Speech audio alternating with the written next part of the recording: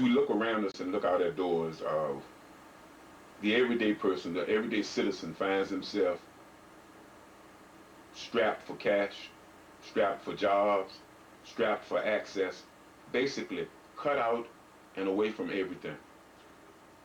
They don't even have access to the very people that they've elected to represent them. This clerk's office is a handed down product of what has gone on in this region for 400 years. And that is, we'll treat you any kind of way we want to treat you. If we want to talk to you, we will. If we want you to have access to your records, we will. And if we want to set these people and say that they had something and they didn't have it in the file, then so what? What are you going to do about it? And that's what it boils down to for me. And what really, one of the things that prompted me to run was the way that I was treated as an everyday citizen, a pro se, simply approaching the court.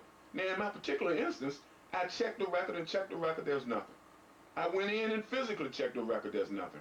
I had one of the deputy clerks actually pull the docket up on the screen, nothing, nothing's filed. But lo and behold, I get ready to go to court and get ready to go to hearing, and all of a sudden the other side notifies me that, well, there was a pleading file. Well, I have it from various sources, all of which were in the clerk's office, that nothing was filed. So what do? I'm clearly now going to be at a disadvantage because I don't know what was filed. I have no idea what was filed. In this particular instance, at the last moment, the other side sent me something saying that they had sent a copy, a courtesy copy, to the judge. They sent me nothing saying that anything was filed in the clerk's office. By Virginia statute, a pleading is filed when it is filed in the clerk's office. It can't be filed any place else. You can't file it by giving a courtesy copy to the judge. You can't file it by seeing the clerk elsewhere. The place that you can file it is in the clerk's office. I had nothing indicating anything had been filed. Even the certification received from the other side that they provided a courtesy copy to the judge. Well, that's all well and good. I disagree. I think that's kind of an ex parte communication because I don't play golf with you. I don't go to country club with you and or the judge. I'm a pro se. I'm an everyday citizen. That's the outright appearance of impropriety.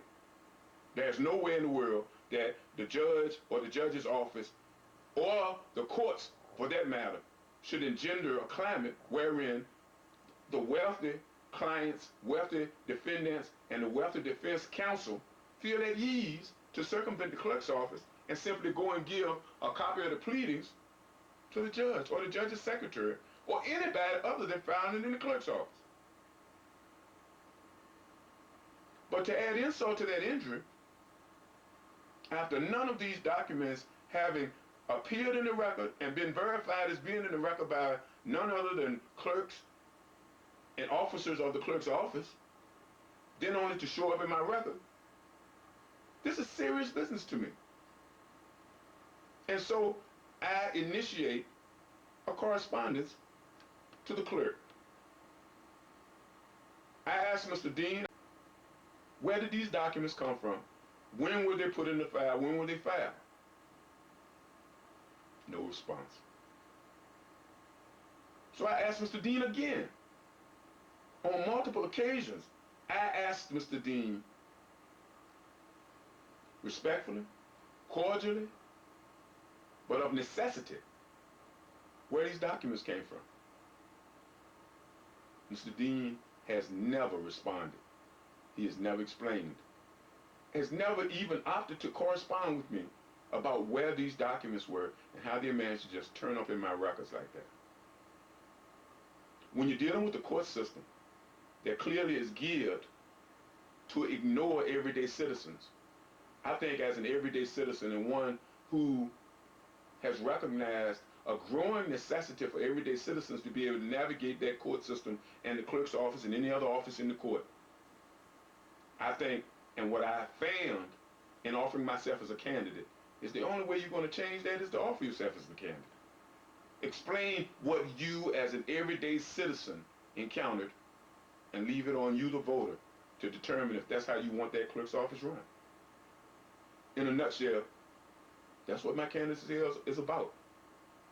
So when you look out your window or you look at your television and you see people protesting and sitting in because they are being excluded, and because you see this growing abyss, the haves and the have-nots.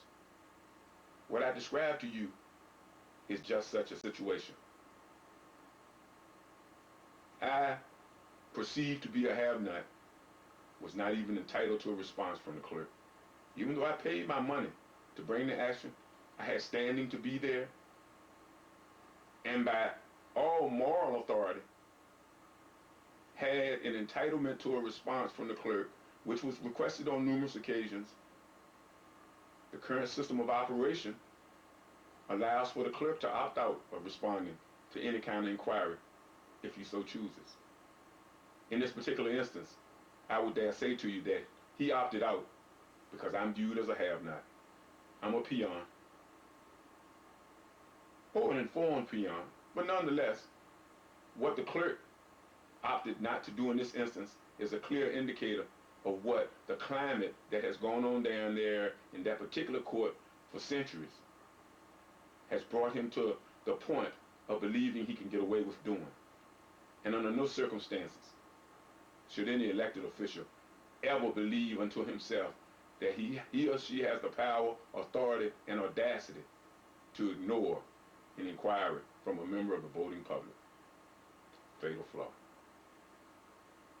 This is MJ, and this is the next in a series of conversations I want to have with you about why I'm the better candidate for Clerk of Richmond Circuit Court. May God bless you and continue to keep you and yours. Until next time.